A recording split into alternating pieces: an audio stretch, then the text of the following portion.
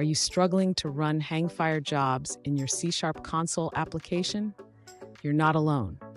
Many developers face this challenge, and today we're going to solve it together. I totally get how frustrating it can be when you have a great idea but can't get the technology to cooperate.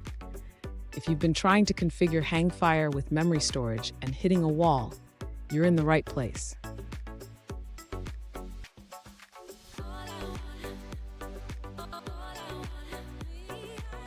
Here's the specific question we're addressing today. One user asked, how do I successfully run Hangfire MemoryStorage jobs in a console application? They shared their code, but mentioned they weren't seeing any output. Sound familiar? Let's dive into the details. So, what could be going wrong? When using Hangfire with memory storage, it's crucial to ensure that everything is set up correctly. We'll break down the common pitfalls and how to avoid them. And stick around. At the end of this video, I have a special tip that will help you avoid these issues in the future. To begin resolving the user's issue, we need to ensure that Hangfire is properly configured in the console application.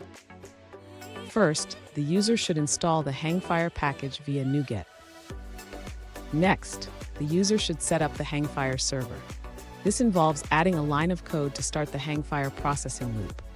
The user can do this by calling the method jobStorage.current equals new memory storage and then starting the server. Now, the user should ensure that the jobs are enqueued correctly. The user can verify this by checking if the jobs are being processed by Hangfire. They should also ensure that the console application is running long enough to see the output. Finally, the user should check the console output for any errors or messages. If the jobs are still not firing, they may want to add logging to see what is happening behind the scenes. Fun fact, Hangfire was created to make background job processing easy in .NET applications. It's like having a personal assistant for your code. Now let's look at the answers provided by other users.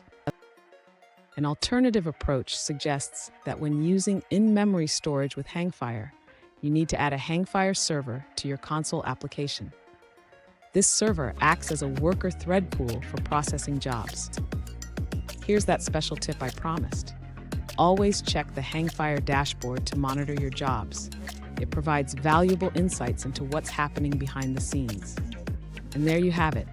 With these steps, you should be able to run your Hangfire jobs successfully. If you found this video helpful, please subscribe for more tips and tricks on C# development.